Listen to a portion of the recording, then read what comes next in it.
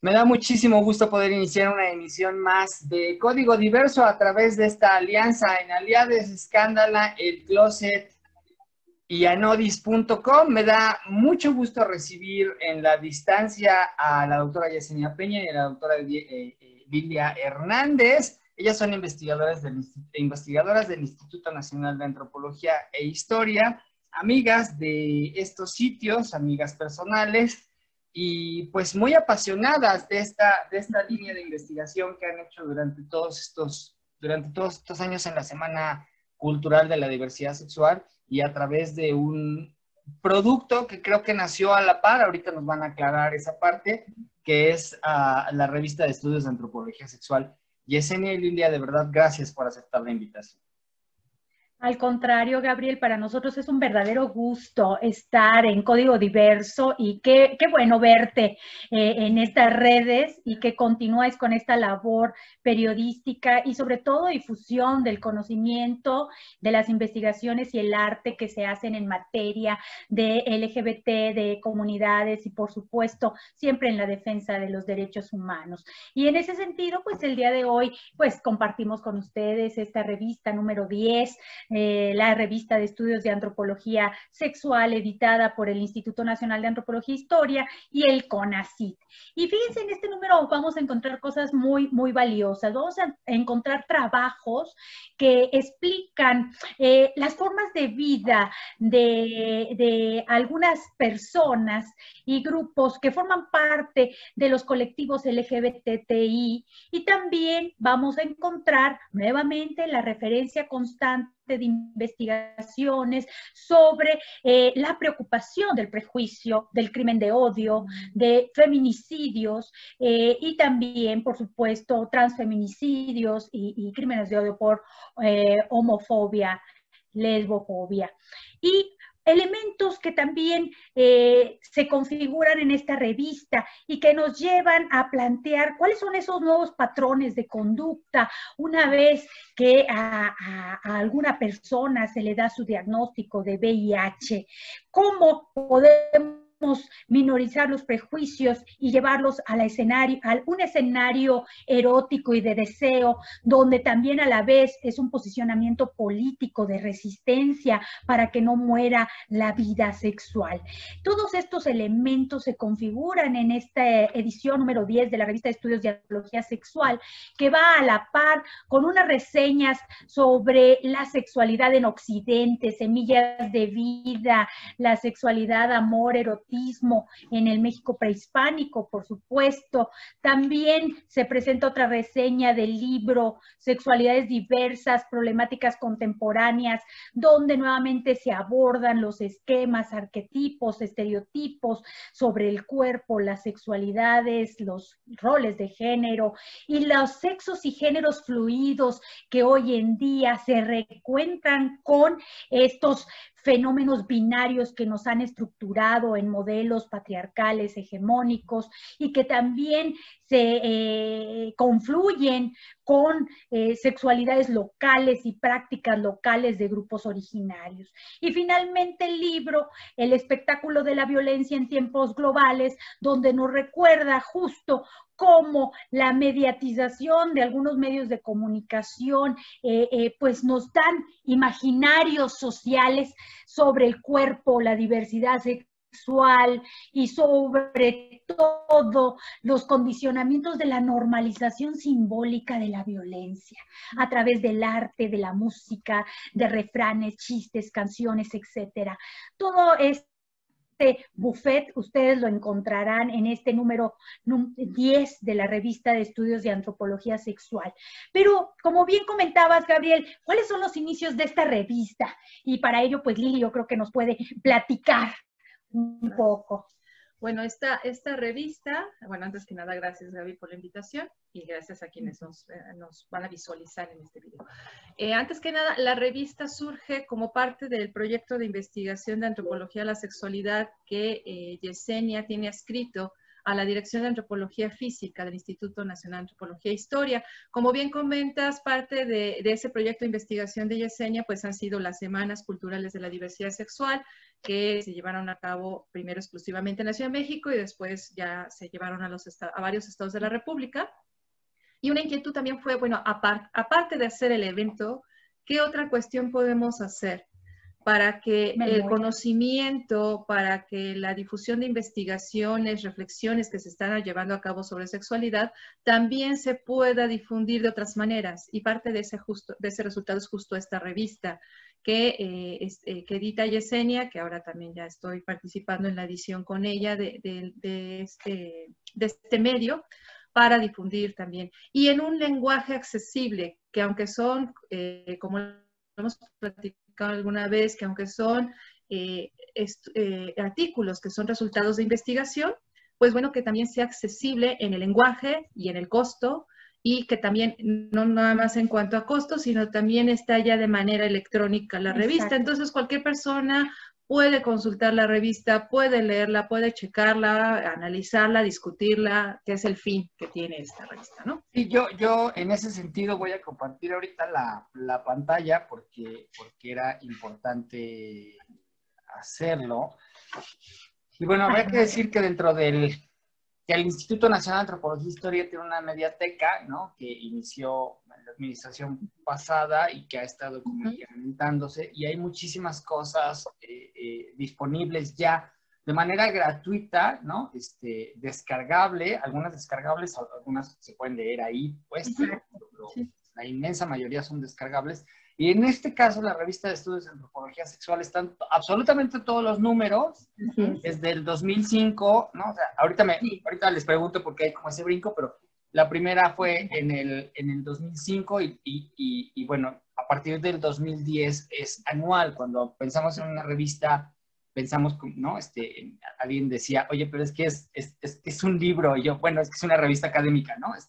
Tiene que pasar por un proceso de dictaminación, o sea, es anual, es un libro, sí, pues, ¿no? Pero es una publicación del instituto, y en ese sentido es periódica, ¿no? Exacto. Y bueno, lo que quiero decirles a las personas es que si ustedes consultan en la mediateca, ¿no? revistas.ina.gov.mx y buscan la revista de antropología sexual, van a poder acceder a absolutamente todos los artículos, o van a poder hacer una búsqueda, no sé si ustedes quieren hablar sobre VIH, sobre violencia, sobre adolescencias, sobre personas con discapacidad, sobre mujeres, sobre los temas que a ustedes se les ocurra. Estoy pensando en los temas que recuerdo que se han tocado durante los 10 números de la revista, pues al final de cuentas estoy pensando en artículos que se publicaron en el 2010 que siguen teniendo una validez impresionante, ¿no? O que pueden dar pauta a otras investigaciones, digamos, que están haciendo como la reflexión a través del espejo de 10 años. Entonces, bueno, para mí es importante señalarle a la gente que si bien se puede comprar, ¿no? En algunas de las librerías, incluso en el sistema Educal a veces, ¿no? Exacto, en Educal. Y efectivamente, revistasina.gov.mx, ustedes lo pueden bajar directamente, bueno, leer ahí directamente y consultarlas. Y bueno, comentábamos de ese brinco, pues como todo inicio de un nuevo ejercicio de divulgación del conocimiento, pues también la revista de Estudios de Antropología Sexual, pues tuvimos nuestra primer revista. Y el tiempo que tardamos en buscar los financiamientos, pues ese fue el tiempo en que hubo esa pequeña laguna y posteriormente ya se regularizó la periodicidad anual de esta revista, ¿no? Y el objetivo de esta revista es abrir ese espacio, ¿no? A un diálogo reflexivo, científico, pero sobre todo de acercamiento a los diferentes grupos, a la realidad de las vidas sexuales, a la realidad de cómo nos estamos configurando en nuestras relaciones sociales como hombres, como mujeres, en nuestras conformaciones de identidades, cosmovisiones y, por supuesto, en todos los elementos que de alguna manera u otra impactan en nuestros procesos de socialización y en nuestras prácticas de nuestra vida sexual. Y en ese tenor, pues estas revistas abarcan de manera multidisciplinaria, pero siempre con un enfoque humanístico, abarcan desde el cuerpo, los géneros, las construcciones identitarias, los procesos de reproductividad, el placer y erotismo, pero sobre todo la crítica política y analítica sobre la gestión y administración de los cuerpos y sujetos sexuados, y cómo a través de la historia o en las trayectorias históricas de las diferentes culturas podemos observar esos cambios o podemos observar los esquemas de homogenización muchas veces y normalización de ciertas maneras de gestar a estos cuerpos y sujetos sexuados, en los que nosotros pues también nos asumimos porque formamos parte de esas realidades jerárquicas y políticas del deber ser, del hacer y por supuesto de lo que queremos llegar a ser. Y muchas veces no se puede y bueno, hay recovecos que todavía se tienen que trabajar a nivel político y legal. Entonces, la revista de Estudios de Antropología Sexual es eso, es un acercamiento a estas expresiones, estos comportamientos que sobre nuestra vida sexual se pueden evidenciar en los diferentes conjuntos sociales y culturales, y grupos a los que muchas veces pensamos muy alejados de nosotros, ¿no? La persona que no comparte prácticas homoeróticas o lesboeróticas considera que no puede leer este tipo de literatura. Otros que no tienen dificultades o diferencias funcionales, psicológicas o divergencia mental dicen, no, pues no me interesa esto, ¿no? Pero la realidad es que te abre un mundo de diversidades que muchas veces son más cercanas de las que uno se pudiera imaginar y que están a la vuelta de la esquina, a un clic a nivel digital y virtual. Así es. Sí, yo en ese sentido... Y entonces, bueno... Adelante. Ajá. No. No, sí, entonces ahí la inquietud de la revista, ¿no? Que justo podamos difundirla, darla a conocer, que la gente tenga acceso, que tanto investigadores como estudiantes, como el público en general pueda revisarla, leerla, criticarla, pues para eso es un libro, es para leerlo, revisarlo, analizarlo, reflexionarlo y discutir en torno a él, ¿no? Claro, y reflejarse muchas veces en esas experiencias de vida, en esos testimonios también que están vertidos, que sentimos lejanos. En este número 10, fíjense que hay dos textos muy interesantes, hay muchos, pero dos textos muy interesantes que poco se ha trabajado sobre el amor entre mujeres, ¿no? Y uno de ellos es el texto de Andrea Satarín y de Guillermo Núñez, que habla sobre las representaciones dominantes de las relaciones erótico-afectivas entre mujeres en el norte de México, desde una perspectiva feminista y lesbofeminista. Y hay otro texto, el de Tania Alejandra Ramírez, de Morelos, que habla sexual entre las futboleras de Morelos. Y aquí es el acercamiento amatorio, el ligue, los procesos de significación entre mujeres que no tienen un acercamiento al feminismo y no tienen un acercamiento al ecofeminismo, sino que mujeres que con su experiencia, su manera de amar, sus procesos de erotización, de búsqueda y obtención de pareja en espacios como estos espacios de fin de semana de jugar el fútbol, se dan estos acercamientos. Entonces van a encontrar posiciones teóricas, posiciones políticas, pero también van a encontrar experiencias de vida donde, entre comillas, se considerarían no están influenciadas por estas posiciones y discursos políticos y académicos, y que al final del día convergen los sentidos. Claro, porque estamos hablando de vidas, ¿no? Ajá. Lo mencionabas al final de cuentas, creo que digo, casi todas las ciencias, pues, en realidad todas las ciencias, pero la antropología, pues, es eso, ¿no?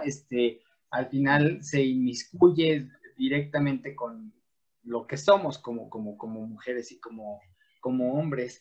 Lili Hernández, doctor, ustedes perdonarán, la amistad. No, a ver, Lili Hernández, en ese sentido, yo recuerdo, es que además le comentaba yo a Yesenia cuando estábamos planeando hacer este programa, es que decía, es que ya pasaron 10 años, y yo creo que 10 años siempre son como parte de esta reflexión, de voltear atrás y de ver que ya hay N cantidad de artículos, ¿no?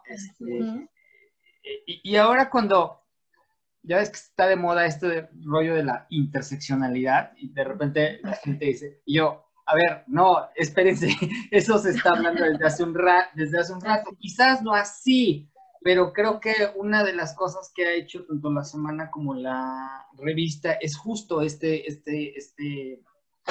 pues esta visión, ¿no? Esta línea de la interseccionalidad, y pienso de repente en estos artículos en donde, o por ejemplo esta discusión legislativa que se dio de tasar con tasa cero a los productos para una menstruación digna, y recuerdo un artículo sobre menstruación, no sé si fue en el número pasado o en el número antepasado, es decir, de hace un año o dos, pero también ustedes, por ejemplo, han seleccionado como editoras temas de los que se habla o se empieza a hablar como Rosa con canas, ¿no? Que es vejez en adultos gays, y además esa es la otra, con una visión, no importa porque el hombre es universal, pero creo que sí ha habido artículos del extranjero o de investigadores de otras regiones, pero se han abocado muchísimo a la región México y a Latinoamérica en general, ¿no? Así es. Sí, efectivamente, ha habido textos de compañeros de España, por ejemplo, Jordi Mas y Oscar Wash, que justo nos han compartido qué está pasando con la visión de la transexualidad, del activismo, cómo se está cuestionando, incluso la visión del cuerpo, etcétera. Compañeros y compañeras también de Sudamérica, tenemos textos de Chile, Argentina, Colombia, y también compañeras de Centroamérica, de Guatemala, que nos han mandado textos y que también están hablando, han tratado temas sobre feminismo, cómo se vive el feminismo allá, cómo se está viviendo el trabajo sexual masculino, el feminicidio, también la cuestión homosexual y lésbica, la protesta en el cuerpo de la mujer. Nuestra compañera que escribió de Guatemala habla en particular cómo en Guatemala a partir del cuerpo se genera protesta, performance, esta cuestión visual de una manera de incidir y de generar una reflexión, por ejemplo. Entonces hemos tenido textos muy variados de diferentes áreas, de diferentes zonas, que están hablando de las realidades tanto locales como regionales, de qué está pasando con el cuerpo, con el género, con la sexualidad, con la violencia, con la homofobia. Y bueno, textos de México y de varios estados de la República, ¿no? De Estado de México, de Sonora, de Chihuahua, de Chiapas, de aquí mismo en la Ciudad de México, de Yucatán, de diferentes lugares que gracias a esa colaboración también de las y los compañeros, pues nos permiten tener una visión que no está solamente centralizada en la Ciudad de México o en ciertas personas de la academia, sino que nos permite ver la diferencia de realidades que se manifiestan a nivel local y regional, ¿no? Que también eso ha sido muy enriquecedor para la revista y la difusión que nos interesa dar. Yo a partir de esto les quisiera preguntar, porque detecto dos cosas. Digo, estos estudios tienen como presencia a nivel mundial, pero sí, o es un sesgo, ¿no? O percibo que hay más en Latinoamérica, en España, por supuesto en México, con lo que ustedes hacen y otros investigadoras e investigadoras hacen, pero no detecto otros muchos países, ¿no? O sea, en Estados Unidos sí, pero no es tanta esa línea. Específicamente creo que es una línea latinoamericana, mexicana, o es solo una mala percepción. Pues efectivamente, la revista de estudios de antropología sexual, una de las características que tiene es que es la primera en su género, porque existen revistas que hablan de sexualidad, pero a nivel biomédico, a nivel psicológico, o revistas que su eje es totalmente género, ¿no? Relaciones de poder y de clase.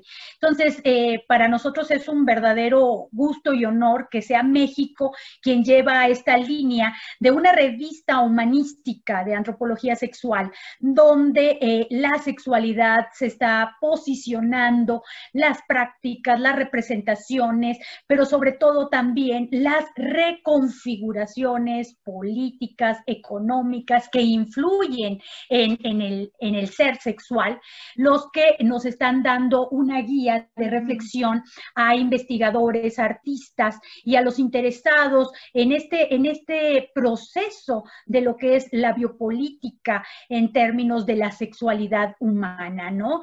Y que efectivamente, pues, nos congratula de saber que es la única revista en América Latina que tiene estas características. Sí, con esta temática específica. Exacto. Porque, bueno, yo creo que muchas revistas han tratado el tema de sexualidad, de género, han sido dossier o números especiales que se enfocan, o algunos artículos tal vez sueltos también, pero digamos que la revista en particular tiene ese tema, ¿no? Que la necesidad de que nos enfocáramos en hablar de qué está pasando en torno a la sexualidad y que las y los compañeros que se abocan a esta especialidad o a este tema o a estas problemáticas, pues tuvieran un espacio específico donde se pudiera precisamente plasmar sus reflexiones, discusiones, trabajos de investigación y demás, ¿no? Que por eso, como bien comentas, se ve, es evidente que la continuidad del tema, ¿no? Así Porque es como tal una revista de estudios en antropología sexual, es decir, nos enfocamos a ese tema, que lo abrimos a cuerpo, a género, erotismo, reproducción, vinculación afectiva, prácticas sexuales, identidades, etcétera. Entonces, que si bien estamos enfocados en sexualidad, bueno, pero todo lo que pasa en torno a esto, ¿no? Claro. Y todas las situaciones y contextos que se pueden atravesar con respecto a esto. Es que además, al final de cuentas, de repente a mí me dicen, es que tú todo lo sexualizas, y yo, es que todo es sexualidad, o sea, de repente pienso, no, es que absolutamente, no es que, no, o sea, todo es sexualidad, o sea, al final de cuentas. Exacto, desde el momento en que hablamos en que hay sistemas sexogéneros y que hay maneras de relacionarnos, pues todo está sexualizado, todo es sexualizable. Claro. Y en ese sentido, nuestras interacciones, querramos o no, son comunes. Cada vez que uno entra en contacto con alguien, ahí está nuestro género, está nuestro sexo, está nuestra manera, nuestro cuerpo, que es el primer eje de comunicación. Entonces, en ese sentido, pues la revista ha generado la continuidad, lo cual nos da mucho gusto, porque no es fácil escribir sobre sexualidad, no es fácil en el sentido de que hablar de etnografías, hablar de economías políticas con respecto al cuerpo, de la industria del sexo, hablar de los procesos de globalización sexual o de las sexualidades locales y de pueblos originarios, muchas veces se ven como distantes y polarizadas. Entonces, en estas revistas nosotros lo que hemos hecho es justo hacer números que nos permitan un acercamiento a estas tres realidades que hoy en día siguen bien vigentes. Hay sexualidades originarias, hay binomios con respecto al sistema sexo-género y hay sexualidades plurales.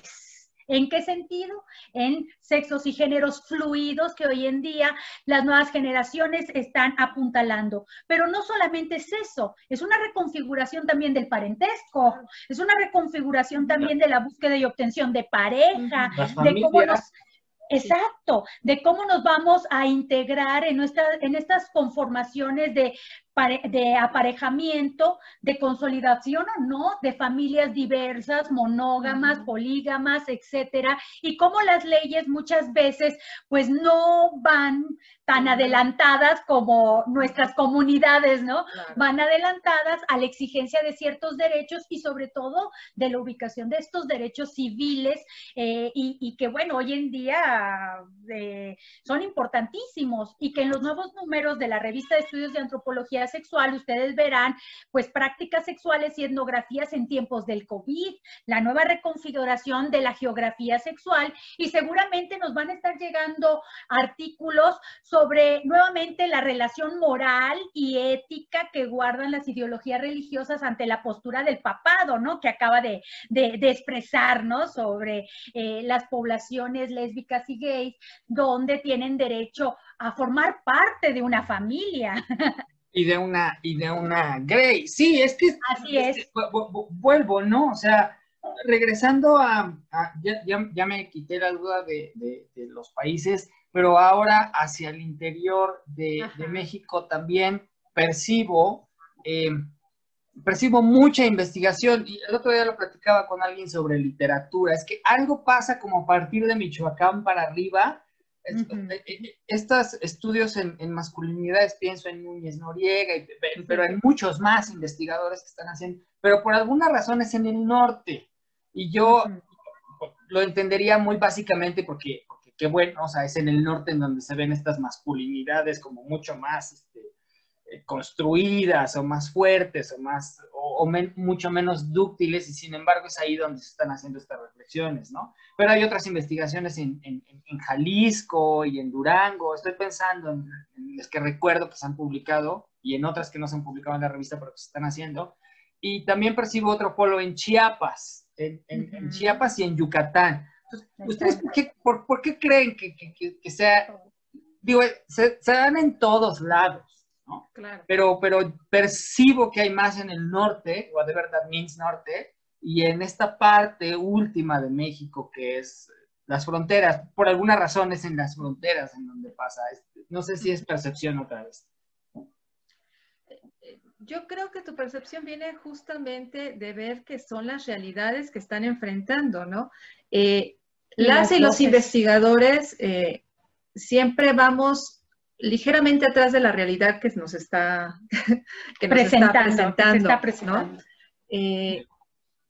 Yo creo que justo si son las realidades que estás comentando muy claramente, si en ciertos estados de la República está la problemática como más evidente, más crítica en cuanto a qué está pasando en la relación de los hombres con las masculinidades, pues justo ahí empieza a surgir más el debate de qué está sucediendo con base en qué son los roles, se está cuestionando el cuerpo, se está cuestionando las formas de relaciones, el acceso a medios de comunicación, el acceso a diferentes formas de relación, el cambio también de las formas de actuar de las mujeres que están cuestionando los roles masculinos, qué es lo que está pasando, ¿no? Y yo creo que justo tu percepción viene también de esa otra observación, de que son los lugares donde se está cuestionando. ¿Qué está pasando más hacia el sur? Hacia el sur se están cuestionando más la cuestión indígena y cómo las mujeres, indígenas o no indígenas, están cambiando ciertos contextos. Entonces también no es tan azaroso que entonces esas reflexiones, no es que tampoco no estén en el norte, está en todo el país. La situación de la mujer hoy en día es muy difícil, muy crítica. Yo no digo que los hombres no, pero es diferente, ¿no? muy crítica, muy difícil y está empapando a todo el país, pero obviamente en la zona centro a sur del país, donde hay mayor población indígena, también las mujeres están preguntando desde diferentes contextos, bueno, la mujer de la ciudad, la mujer universitaria, la mujer indígena, la mujer que no es hablante de español, la mujer que está en una situación que desgraciadamente económica, política económica es susceptible a trata por los contextos en los que está, etcétera, ¿no? Y es de donde van emergiendo. Tiene que ver, sí, con una cuestión geográfica, obviamente, pero tiene que ver con cómo esa cuestión geográfica se está uniendo a ciertas problemáticas que se están enfrentando. Y de ahí que, como regionalmente también percibamos que los estudios e investigaciones están ancladas tal vez más en ciertos temas, tal vez más en ciertas partes que en otras, pero sí tiene que ver, o sea, finalmente estamos hablando de una cuestión que también, además de la realidad corporal, es una realidad económica, política y geopolítica también. Exacto. ¿No? Y en ese mismo tenor, pues se le tiene que anexar que existen escuelas, ¿no? O sea, hay ciertas figuras y personajes dentro del área que ya tienen cierta extensión local y regional y que son la semillita o la simiente de formación de recursos humanos sobre los temas de sexualidad, género, diversidad sexual. Y también, pues los financiamientos que son muy importantes, ¿no? Las organizaciones civiles, financiamientos nacionales, internacionales y de las universidades que nos permiten o no también realizar las investigaciones, porque esa es otra realidad que nos limita.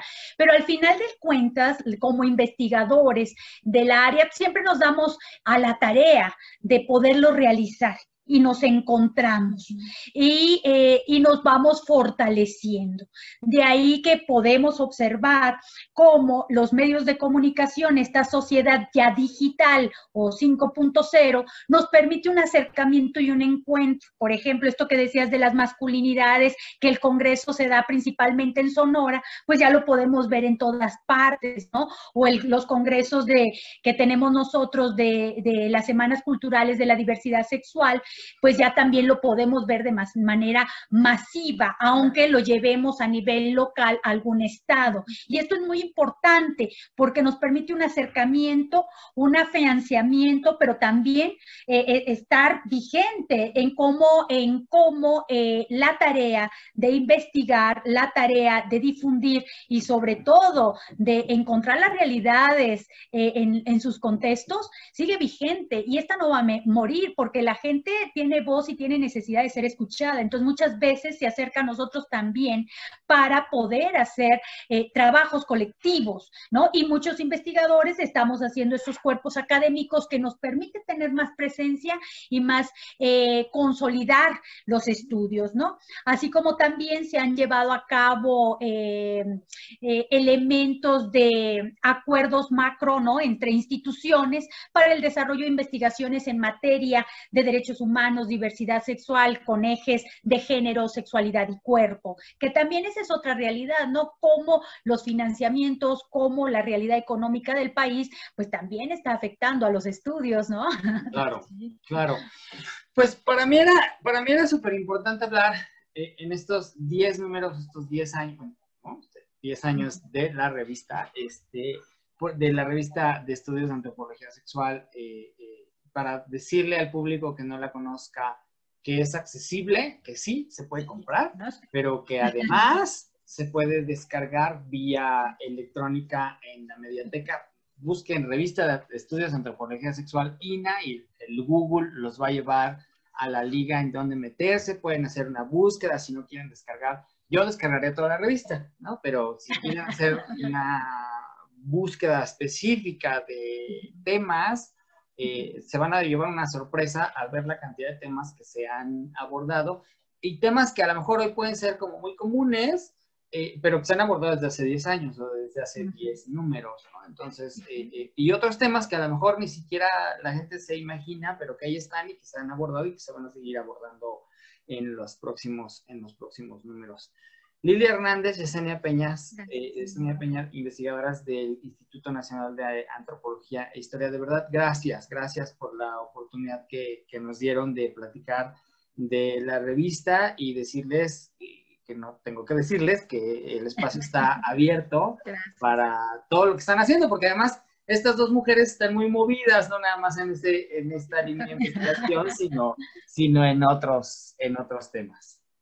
Muchísimas gracias, Gabriel. Y efectivamente, yo creo que descubran esta revista de estudios de antropología sexual, bájenla a nivel electrónico, chéquenla. Se van a llevar un buen sabor de boca porque tenemos trabajos desde épocas prehispánicas, la sexualidad colonial, siglo XIX, siglo XX y, por supuesto, las realidades del sexo global que hoy en día nos están explotando en la cara y que, bueno, tenemos que trabajar, tenemos que checar qué procesos económicos, políticos y legales siguen pendientes para darle a este humano y a estos grupos sociales y culturales lo que de natural tienen, ser diversos y poder adquirir esa igualdad y libertad en sus formas de vida, donde también se contempla la sexualidad, por supuesto, como uno de los ejes vitales de la realidad humana. Muchas gracias, Gaby, gracias por el espacio, gracias también a las y los internautas que nos van a estar observando. Pues, y la invitación queda abierta también para que conozcan la revista, para que conozcan los trabajos que hay sobre sexualidad, para que lo discutan, lo reflexionen, lo difundan. Ese es el fin. El fin no es nada más leer, el fin es reflexionar al respecto, generar la discusión, pensar sobre lo que está pasando en nuestra sociedad y la necesidad de a una sociedad más justa, más digna, menos discriminatoria y violenta, ¿no? Ese Así es el fin.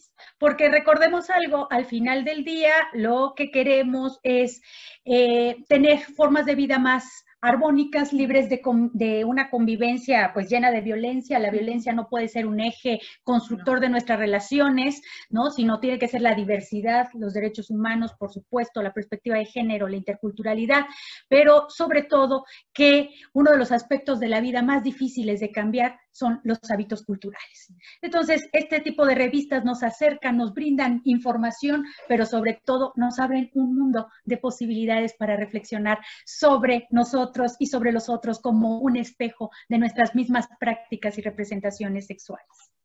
Muchas gracias a las dos. Muchas gracias a ustedes que siguen a través de Hasta LTV aquí en Código Diverso. No se vayan porque tenemos otra entrevista un poquito más adelante. Muchas gracias. Gracias a las dos. Gracias.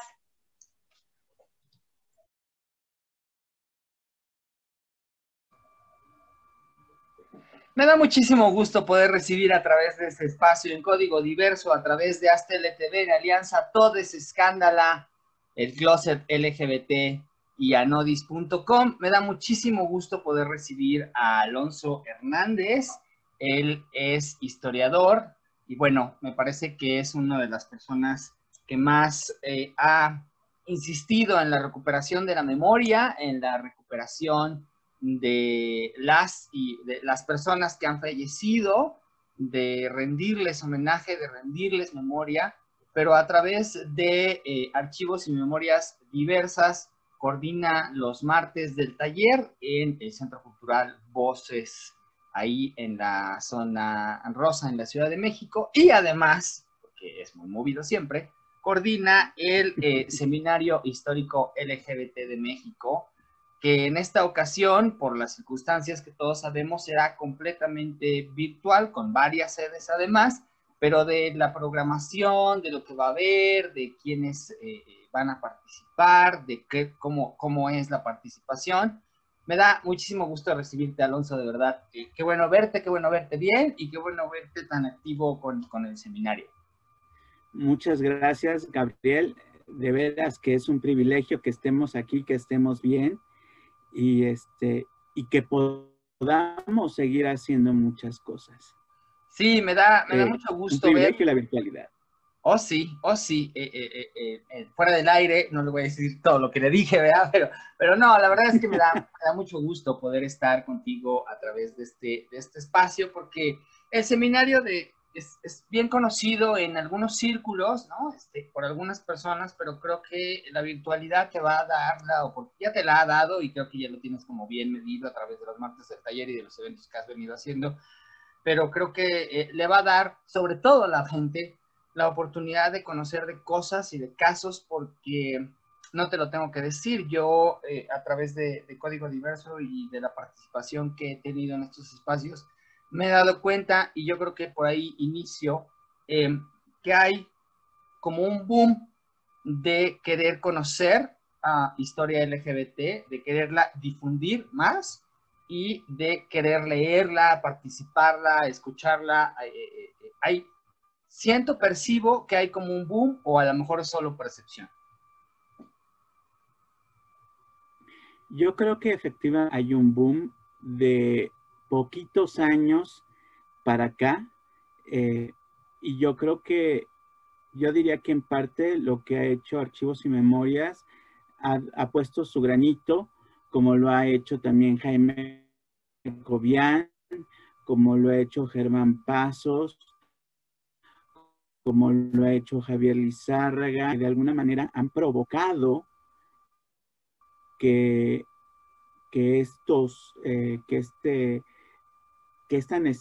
se provoque la necesidad de conocer nuestro pasado, ¿no? Algunos desde el pasado inmediato,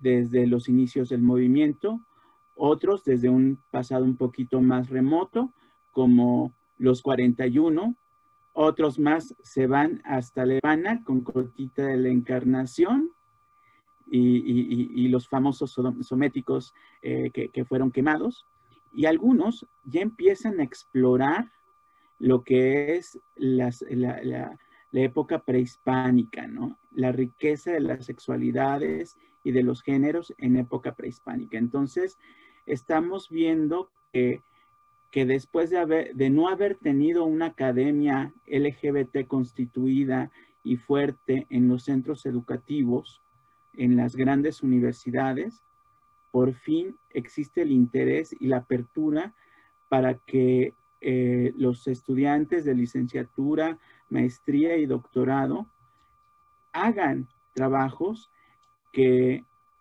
a mi generación y generaciones atrás les costó prácticamente, si no la carrera, sí pausar sus titulaciones, porque no eran temas que la historia veía, ¿no? Sí, en ese sentido, creo que el reto aquí, digo, pienso, como bien lo dices tú, yo creo que ya hay más universidades, no centros, porque centros de investigación como tal, pienso en el CIESAS, pienso en el MORA, pienso en la UAP, bueno, es universidad, pero en la ENA, ¿no? Que sí estaban de alguna u otra forma publicando ya desde hace un rato, ¿no? Pero ahora las universidades están abriendo mucho más, ¿no? O sea, públicas y privadas, y eso también habría que decirlo al tema LGBT. Incluso también sin ningún problema, porque ya sabes que yo nunca he tenido problemas en ese sentido, carreras muy comerciales, comillas, que se están abriendo, ¿no? Abriendo, ¿no? Tema del marketing, tema del diseño, en fin, otro tipo de carreras que no eran estas carreras de antropología, historia, sociología, geografía. Yo que te voy a contar a ti, tenemos 20 años en esto, ¿no? Y siempre eran, pues, este tipo de investigadores, y hoy estamos viendo otro tipo de investigadores, investigadoras, que están abordando otros temas, y creo que aquí, a reserva de lo que tú me digas, falta la presencia trans, ¿no? Digo, falta en el sentido de empoderar a las personas trans, uno, que lleguen a la universidad, dos, que las y los universitarios que son trans se aboquen a estos temas desde la vivencia. Creo que esa es la parte que faltaría, ¿no crees? Yo diría que tanto bi como trans son como que todavía no hay esta explosión. Bueno, y mujeres lesbianas, ¿no? También.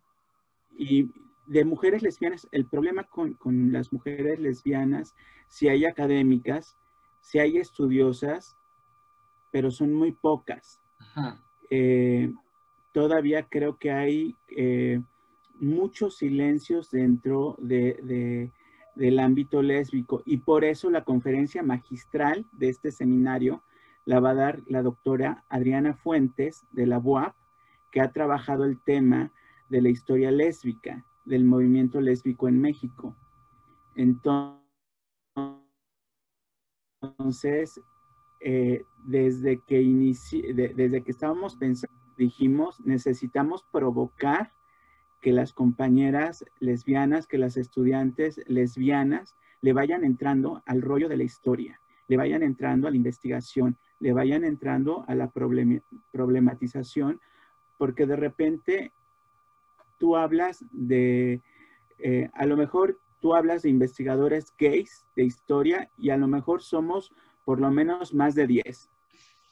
Claro. Pero si hablas de las mujeres lesbianas que hacen historia lésbica, son contadas, 3, 4.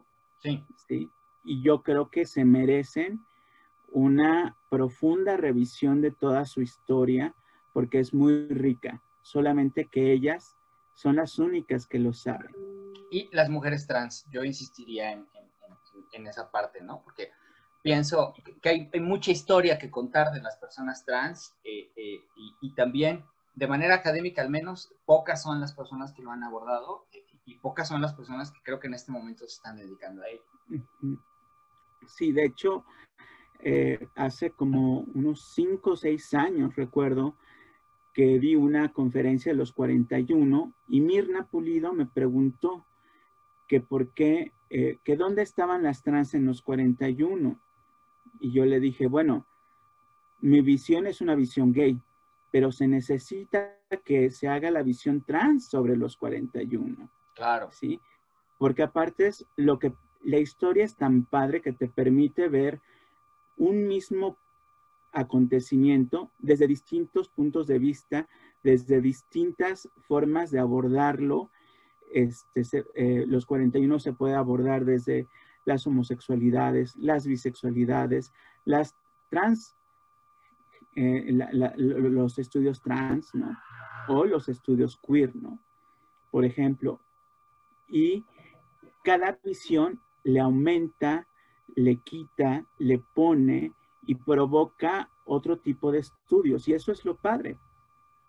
Sí, en ese sentido creo que también la gran oportunidad que va a poder tener las personas que se conecten a la 13ª edición, es que ya son 13 años también del Seminario Histórico LGBTI de México, pues se van a poder enterar de muchas cosas que se van a poder espejear. Y creo que también Alonso Hernández, lo que ha provocado el seminario es decirle a otros investigadoras, sí se puede, ¿no? O sea, si él lo hizo, tú también lo puedes hacer académicamente dentro de tu universidad, ¿no? Y tu universidad no tiene posibilidades de decirte que eso no, ¿no? Entonces, creo que también lo ha provocado, ¿no crees? La verdad me gusta porque en cada edición hay más trabajos, tanto de licenciatura, de maestría y doctorado. Ya, digamos que ya pasamos un poco esta etapa en la que eran básicamente los compañeros del movimiento hablando sobre la investigación histórica o lo que habían vivido claro, como investigación por expertise, o sea, nadie les quita su expertise, pero quiero decir, estos ya son investigaciones académicas en forma, ¿no? O sea, vaya, con la regla y la norma, pues, no porque las otras investigaciones no, digo, pienso en el trabajo de Jaime Cobian con los jotos, y bueno, quizás un académico pudiera ponerle un lente de nuevo, ¿no? Y hacerle algunas anotaciones, pero el valor que tiene la obra es brutal. Sí, para mí Los Jotos es fundamental. Es un libro que me encanta, que provoca la investigación y me encanta la palabra, provocar. Sí. Pero que aparte ahora se está apostando a nuevas generaciones y con nuevas formas de hacer historia, y esto se va a ver en las mesas. Aparte de que este año es el primero que se hace con una convocatoria abierta, ya no es ya no es por invitación, ya es de ganas sentarte y exponer lo que va a ser tu tu investigación. Claro. ¿Sí?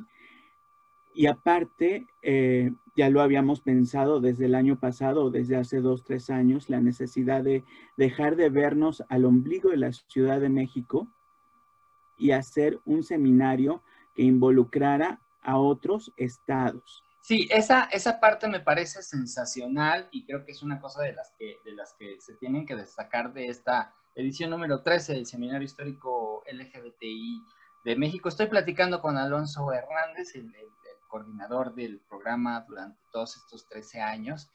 Y bueno, déjenme, les voy a compartir la pantalla del Facebook en donde pueden ustedes encontrar toda la programación para que Alonso nos dé algunos de los highlights de esta edición número 13 del seminario. Déjenme, la maravilla de editar. Les voy no, que de editar esto está yendo. Ahí está la página esta es la página de Facebook. Yo les recomiendo mucho que se metan Archivos y Memorias Diversas en su Facebook.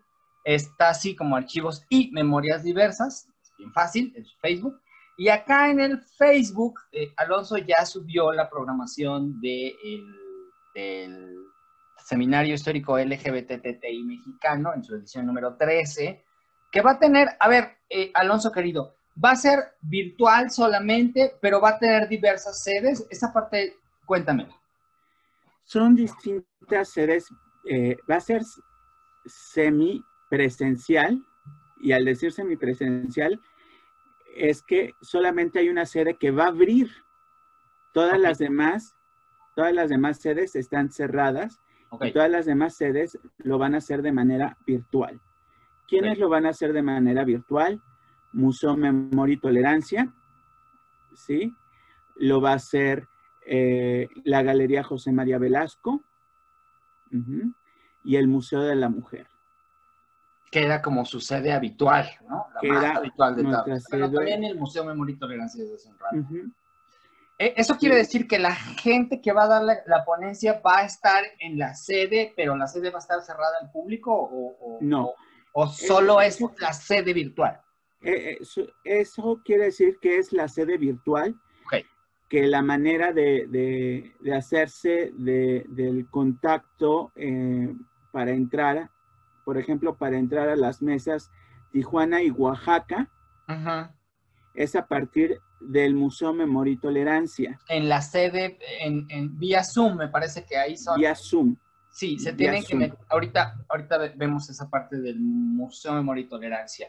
Oye, y cuéntame, en el caso de Voces y en el caso de la Galería José María Velasco.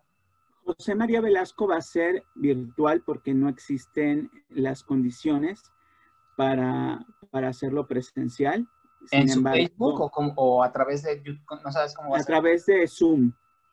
Ah, sí. También Zoom. Todo va a ser a través de Zoom, pero la mayoría de todas las conferencias se van a mandar a Facebook Live, al Facebook Live de Archivos y Memorias Diversas. Ok. Entonces la gente lo va a poder seguir a partir del Facebook Live. Algunas personas podrán entrar al Zoom, no todas, porque evidentemente se están haciendo todo un protocolo para evitar troles y hackers, que ya ves que... Entonces, para la mayoría va a estar el Facebook Live, que evidentemente se va a replicar en otras páginas, ¿no? Y que se puede compartir y que se puede ver en vivo y se podrá, de esa manera, hacerles las preguntas pertinentes a los ponentes, ¿no? Ok, entiendo. Sí. Déjame, voy a otra vez a compartirles la pantalla porque quiero enseñarles específicamente para el sitio de Memoria y Tolerancia. Ustedes se tienen que meter a www.mit.org.mx/Centro Educativo y ahí se van a dar cuenta de todos los cursos que ofrece el Museo Memoria y Tolerancia, cursos usualmente que se dan en la sede del museo en la Ciudad de México, pero en esta ocasión y por pandemia, muchos son bueno, dice presencial, pero todos son en línea y la inmensa mayoría, si no es que todos, son gratuitos. Y ahí está la liga para que en este caso se sumen a esta mesa Oaxaca y Tijuana del seminario histórico. Ustedes le pican, se van aquí, buscan, navegan, ¿no? A través de la página, navegan y aquí van a encontrar, se van al seminario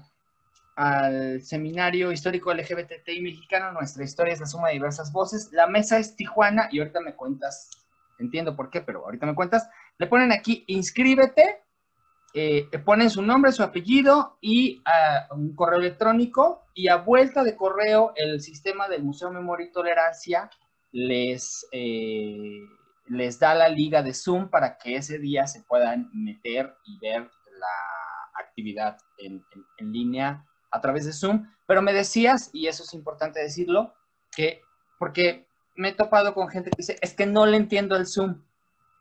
Muchas de las transmisiones de Zoom se van a montar en tu página de Facebook. Muchas de las transmisiones se van a ir al Facebook Live. Se van a transmitir por Facebook Live a la fanpage de Archivos y Memorias Diversas. De Archivos y Memorias Diversas, que es la que les enseñamos. Ahora sí, a ver, cuéntame, querido amigo, de qué va la 13ª edición del seminario. Esta 13ª edición va a juntar mesas nuevas con mesas ya conocidas. Okay. O sea, hay mesas ya de cajón que son, si no obligatorias, que sí tienen su demanda, como es la mesa Cotita de la Encarnación, que es de estudios novohispanos. Pero también hay otras mesas por esta idea de abrirlo a los distintos estados. Hay mesas que son sobre Tijuana, sobre la vida, el activismo, la historia LGBT de Tijuana. Hay otra mesa que es de Oaxaca, que tiene que ver con igual el activismo en Oaxaca o la historia de los mushes en Oaxaca. Hay otra mesa que es sobre Saltillo, que es sobre la historia LGBT en Saltillo. Tenemos una mesa sobre el Bajío, que está muy interesante porque son distintas maneras de abordar esta zona muy, muy católica, muy conservadora, y cómo dentro de algunos pueblos o dentro de algunas pequeñas ciudades se está abriendo la diversidad, ¿no? Y cómo lo han vivido en el pasado cercano, los años 70, los años 80.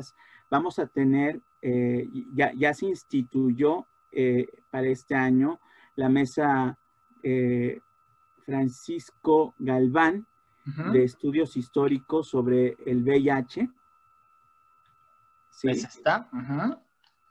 En el que se va a hablar sobre la participación de una iglesia en Cuernavaca, Morelos, y su apoyo hacia las personas con VIH durante todo este proceso que ha tenido el VIH en nuestro país. Y Luis Manuel Arellano va a dar una ponencia sobre lo que ha sido el proceso del artículo 199 bis, que empezó a criminalizar primero la sífilis, luego se utilizó para criminalizar el VIH-Sida, y que se ha intentado utilizar para criminalizar el COVID, ¿no? Entonces, es como son procesos históricos. Tenemos arribita antes de la mesa de VIH, una mesa ya conocida que es la de estudios literarios, Luis Mario Schneider. Curiosamente, este año hay temas que están muy metidos, que es el VIH, que es la geografía. Muchos estados presentaron propuestas sobre sus espacios en sus ciudades, cuáles son sus sus lugares de convivencia, cuáles son sus lugares identitarios. Es algo muy padre. Hay una mesa ahí que se ve que es la de dispositivos de control, en el que se va a hablar de cómo, por ejemplo, el Estado a partir de la medicina o el Estado a partir de la policía ha reprimido a las poblaciones LGBT. Tenemos una mesa sobre documentos para la historia que tiene que ver con 2 encuestas que se hicieron sobre COVID-19. Una muy al principio de toda esta pandemia por parte de la maestra Cristina Chica de la UCLA, y otra que acaba de cerrar hace unos días por parte de YAG, que es un mapeo más hacia el interior de la República. Y eso era lo que queríamos, ver qué es lo que está pasando o cuáles son las historias que se van a contar del interior de la República, y provocar para que en un futuro sigamos manteniendo este diálogo entre los diversos estados, ¿no?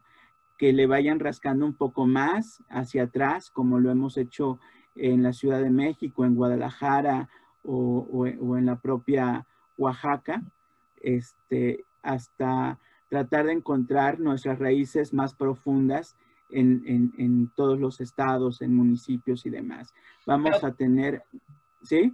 Sí, no, veo que también, bueno, insistes en esta parte de quizás desde donde empezó todo, ¿no? El origen, que es los archivos y la archivística, ¿no?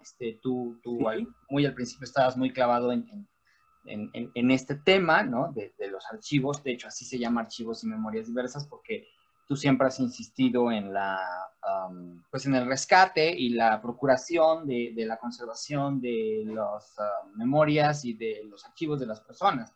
Y en ese sentido creo que también, pues ahí está presente, ¿no? Como semilla de origen.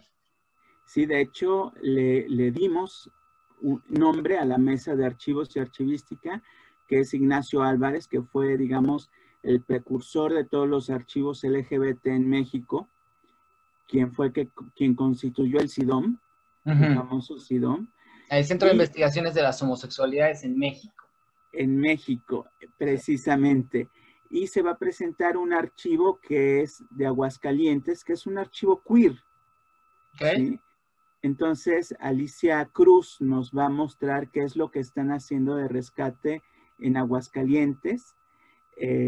Vamos a ver cómo se están haciendo, porque aparte es algo muy padre, se están forjando nuevos archivos en Tijuana, en Aguascalientes, en Zacatecas, amén de lo que ya sabíamos que tenía Jaime Cobian en Guadalajara o Germán Pasos en Mérida, Yucatán. Por cuestiones de que la virtualidad también cansa, tuvimos que suprimir los homenajes que cada año hacíamos. Este año lo habíamos pensado para Pablo Leder, para Alejandro Reza, para Jaime Humberto Hermosillo y para el grupo Sexpol, pero evidentemente no había las condiciones para hacer este tipo de homenajes, ¿no? Este es nuestro logo de este año, que lo hizo José Antonio Baena, que ya lleva con nosotros 3 años haciendo el arte del seminario, y esta es la fusión. Se ve al fondo una sombra que es nuestro país, que es un rompecabezas, y se ve textiles, se ve talavera poblana, se ve los pisos de arcilla, se ve la biodiversidad en las alas de una mariposa, se ve a lo lejos, yo veo como un guiso en verde. Okay. Porque... Son nopales, ¿no? Sí, está muy padre. Son nopales.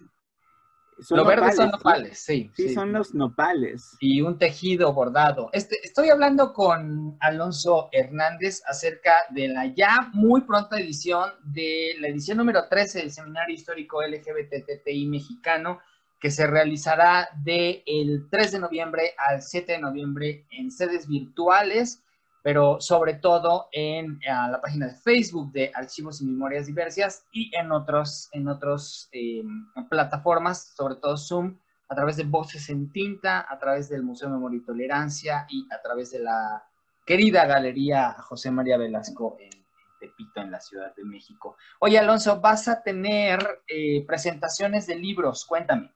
Sí, finalmente, algo de lo cual no podemos prescindir es de mostrar los nuevos hallazgos bibliográficos, como este libro de Gabriela Pulido y Susana Sosensky, Ampones, Pelados y Pecatrices. Está disponible en el Fondo de Cultura Económica. Así es. Y tiene un apartado sobre homosexualidad que escribió Víctor Manuel Macías, muy bueno. Aparte, digo, hay otros historiadores que trabajan otros temas que permean el ambiente. Vamos a presentar la autobiografía de Carlos Monsiváis, un libro que él escribió hace tiempo y que se lo dio a la Fundación Caballero Águila y que se va... Esta la escribió muy joven, ¿no? Sí, es su primera autobiografía. Lo van a presentar Horacio Franco y Enoc de Santiago Dulce. Yo creo que ya sabía que iba a ser famoso y dijo, pues me autobiografío de muy joven. Pues, y lo muestra joven. Y otro de los libros, este es de Héctor Domínguez Rubalcaba, Latinoamérica Queer. Este yo lo tengo, es muy bueno, él es investigador él es mexicano, investigador de la Universidad de Austin, en Texas, y además es un discurso bien interesante. Yo sí se lo recomendaría mucho, que digo, a todas las actividades, pero este libro les va a hacer una reflexión ahí bien interesante, ¿no? Porque a mí de repente fue como, wow. O sea, él es mexicano, pero también es norteamericano, ¿no? Entonces, esta división el libro se escribió en inglés primero, ¿no? Y luego vino la traducción, o sea, desde ahí, y como él habla de una Latinoamérica queer, además está súper politizado el asunto y el término, ¿no? Entonces, es bien interesante, ¿no? No sé si altamente digerible, pero a mí me gustó mucho. De hecho, me gustó porque es todo un reto el libro. Sí, es un reto, es que eso, lo definiste. Fíjate, si tú dices que es un reto, yo ya me siento menos imbécil, porque sí me costó trabajo, debo de admitirlo. Sí, de hecho, también se va a presentar Oaxaca Trans, que es un libro de historias de vida de hombres y mujeres trans en Oaxaca, que es algo muy padre, que es algo que siempre he dicho, necesitamos escribir desde nuestro propio yo, escribir lo que hemos vivido, lo que nos ha pasado y lo que les ha pasado a los demás que han estado alrededor nuestro. Y lo que ellos han hecho ha sido un ejercicio muy padre que nos puede abrir los ojos y ver que Oaxaca no necesariamente es el Istmo de Tehuantepec, Oaxaca no necesariamente tienen que ser los y las muxes, sino que también hay otras identidades al interior de Oaxaca y otras formas de vivir las diversidades, ¿no? Oye, pegadito a Oaxaca está Chiapas y desde ahí viene un libro maravilloso, ese sí, súper digerible, literal, en una sentada te lo puedes echar, que es, pero el tema también es, pues, muy controversial para mucha gente. Seguramente mucha gente no gay o no LGBT va a alzar la cabeza, la ceja, perdón, y también los no gays los gays se van a enterar de muchas cosas. La curiosidad mató al macho. De Russell, de nuestro querido Russell. De Russell Manso, que está publicado además, fíjate tú qué interesante, ¿no? Este otro libro de el Fondo de Cultura, y este libro está publicado por el organismo de la cultura en Chiapas, en Seculta, creo que es la Secretaría de Cultura. Chiapas, ¿no? Con apoyo de la Secretaría de Cultura en su momento, creo. Sí, y la verdad, hace un año queríamos presentar ese libro en el seminario, pero digamos que viendo que este año iba a ser abierto para todos los estados, dijimos, este libro se va a digerir mejor con esta propuesta de hablar de distintos estados, distintos municipios, distintas formas de ser loca, de ser mayate, de ser chacal, de ser otras cosas. Y nos contactamos con Russell y Russell estuvo fascinado. Porque Oigan, pues, también hay que notar que la historia no nada más se nutre de documentos y entrevistas, sino también de la cultura, de la literatura, de la poesía, de inclusive de los grafitis. Todo eso es parte de nuestras fuentes. Y el libro de Russell evidentemente nos habla de cómo se leen, cómo se apropian, cómo se viven distintas sexualidades en el sureste mexicano, ¿no? De hecho, del sureste mexicano vamos a tener una ponencia sobre sodomía. Sí, casi siempre hablamos de sodomía y pensamos que los juicios solamente se daban en la Ciudad de México. Pues no. También en Chiapas, también en toda esta zona del sureste y también hacia el norte vamos a encontrar juicios de sodomía. Y va a estar muy padre. Va a haber la mesa de Luis González de Alba, va a estar muy intensa. Y al decir intensa, quiero decir que va a hablar un arqueólogo, ¿sí? Va a ser una arqueología de las sexualidades, ¿sí? Desde cómo se pueden hacer, historizar las sexualidades en época prehispánica, un lingüista que va a hablar sobre cómo se puede utilizar este arte y esta ciencia que es el estudio de las lenguas, como, sobre todo hablando de idiomas de pueblos indígenas o pueblos originarios, cómo se puede empezar a abordar los temas de diversidad sexual, los temas de sexualidad, de homosexualidad, de lo transgénero. Y es una propuesta muy rica la que está haciendo este chico.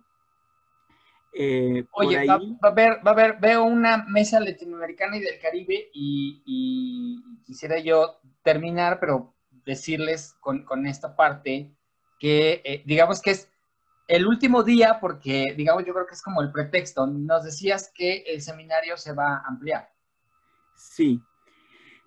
Precisamente la Mesa Latinoamérica y el Caribe es como una probada de lo que vendrá el siguiente año. El siguiente año la convocatoria va a ser para hablar de exilios y migraciones LGBT. De México hacia el mundo y del mundo hacia México. Porque tenemos muchas historias del exilio español, de muchos exilios que han habido hacia nuestro país, donde nos han llegado personajes homosexuales, personajes lesbianas que han vivido en México intensamente y que algunos lo han adoptado para vivir, otros porque no encontraban otro lugar que los acogiera y que decidieron vivir aquí. Y esas historias todavía están por contar. De hecho, hay colonias de norteamericanos que no renuncian a su nacionalidad, pero deciden vivir en México porque aquí viven muchísimo mejor con el dinero de sus pensiones. Y es mucha gente LGBT y han hecho colonias en lo que es Jalisco, por ejemplo, o Michoacán, ¿no? Bueno, hay en San Miguel de Allende también, ¿no? Pues, sí, en San Miguel de Allende. En Zitácuaro, no, esta ciudad bueno, no es Zitácuaro, en fin, es una ciudad también tipo San Miguel en En Pátzcuaro también hay una comunidad En grande. Pátzcuaro y también en Puerto Vallarta, ¿no? Correcto. Digamos que son tres zonas muy interesantes. Pero también existe el exilio de los mexicanos LGBT que dijeron, está muy fuerte la represión, sobre todo en los 70s, 80s y 90s, y que emigraron a Estados Unidos, que emigraron a Canadá, algunos, los más pudientes, a Europa, y de repente se ponen esos registros, ¿sí? Okay. Y la idea es fomentar este diálogo con historiadores de todo el mundo para encontrar mexicanos en todo el mundo LGBT y también poder ver y rastrear gente de otros países que ha venido y ha decidido exiliarse en México o también las migraciones, porque un fenómeno es el exilio a otro país, ¿sí? Y otra cosa es migrar del interior de la República a las grandes ciudades, porque solamente en las grandes ciudades se puede vivir dignamente, ¿no? Entonces, pues ahí está esta invitación. Ya estaremos hablando de sexilios el próximo año. Voy a tener que aplicar porque ya no es por invitación, pero ustedes también. No, a donde sí hacemos la invitación es a que se metan a las plataformas del Museo de Memoria y Tolerancia y al Facebook de Memorias Diversas, porque ahí está toda la información. A ver, querido Alonso, entiendo que va a ser por Facebook, pero si alguien por alguna razón quiere participar en Zoom, ¿cómo va a estar lo del Zoom? Bueno, en las mesas, cada sede va a tener su dinámica. La dinámica de Museo de Memoria y Tolerancia ya la tenemos ahí vista. La dinámica del Museo de la Mujer es distinta. Okay. Creo que se van a tener que inscribir directamente en el Museo de la Mujer. Okay. ¿Sí?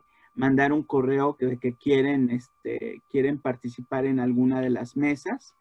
Y en lo que es Voces en Tinta y Galería José María Velasco, esas invitaciones o las peticiones se harán directamente en los eventos en Facebook que se van a hacer diversas. En archivos y memorias diversas, ¿no? Ahí la gente nos dirá si está interesada, si quiere asistir y será la gente que se les invitará a Zoom. Okay. Y es muy curioso porque ya digamos que desde Brasil, desde Argentina, desde Washington, desde Los Ángeles, ya hemos recibido la intención de que quieren ver lo que es el seminario histórico, ¿no? Y es algo de la magia de la virtualidad. Sí, es esta parte de la cercanía que nos da. Aquí está otra vez la página de Archivos y Memorias Diversas. Aquí está todo el programa. El primer post es el del programa, pero abajito luego viene pues el gráfico de la mesa de Oaxaca y de la mesa Tijuana en el Museo de Memoria y Tolerancia, y yo supongo que así irás poniendo toda la demás información. Hay que decirlo y hay que decirlo fuerte y claro. La verdad es que Alonso tiene un equipo chiquito de personas, pero este hombre que están viendo ahí, que casi no se ve porque no tiene luz, no es cierto, es el gran organizador y el gran promotor de este seminario histórico LGBTI mexicano. Si no te lo digo yo, no lo vas a decir tú, pero yo sí lo puedo decir. Y el que ha insistido, persistido y neceado en la pertinencia de los archivos de las memorias diversas. Tiene también el obituario LGBTI mexicano, en donde públicamente lo digo una vez más, no tiene permitido incluirme cuando me muera, pero no, a ver, querido, nada, felicitarte e invitar al público a que se meta a Archivos y Memorias Diversas en Facebook para que se entere de todo lo que va a haber en el seminario histórico, de todo esto que les dijimos con mayor precisión en el programa. Y pues ahí está la invitación, ¿no? Así es. Por favor, es entrada libre, siempre ha sido entrada libre y queremos que lo siga siendo. Y esto lo hacemos por ustedes, porque creemos que ustedes tienen el derecho de conocer su historia, que es nuestra historia, la de todos, todas, todes y todis y todos. Pero también es muy importante que sigamos rascando hacia el pasado. Yo muero por hacer una mesa de palomilla gay. Nos la merecemos, Gabriel. Creo que... Yo no sé de qué me habla. No es cierto, no. Sí. Mis recuerdos se borran. Ya quedamos muy pocos. Ay, qué feo soy yo. Qué feo soy pues yo. Sí, es la verdad. Por lo menos este año murieron 2 o 3 de palomilla. Pues 26 de octubre del 2020, este programa va a pasar el 27 de octubre del 2020 y hoy estamos vivos. Okay. Querido, gracias de verdad. Gracias a ti, Gabriel. Gracias a Escándala. Gracias a Nodis. Gracias a... El Closet. El Closet. Gracias a ASLT. ASTL.tv. No, pues gracias a ti, querido. Gracias a ti, pero sobre todo gracias a la gente que nos está viendo y escuchando. Pues queda ahí la invitación al Seminario Histórico LGBTI de México. Gracias a ustedes, de verdad. Nos vemos y nos escuchamos el próximo martes para aquí en ASTL TV y en las plataformas de esta alianza que han conformado Anodis, Escándala y el Closet LGBT, que es Somos Aliados. Gracias, Alonso, de verdad. Muchísimas gracias a todos ustedes y un saludo y beso de parte del staff de Archivos y Memorias por este honor que siempre nos haces. Gracias. Muchas gracias.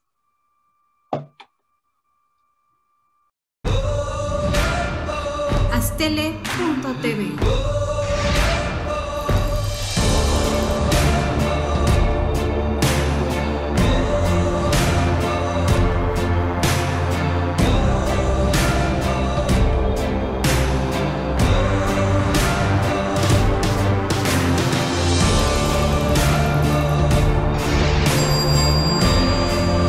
ASTL.tv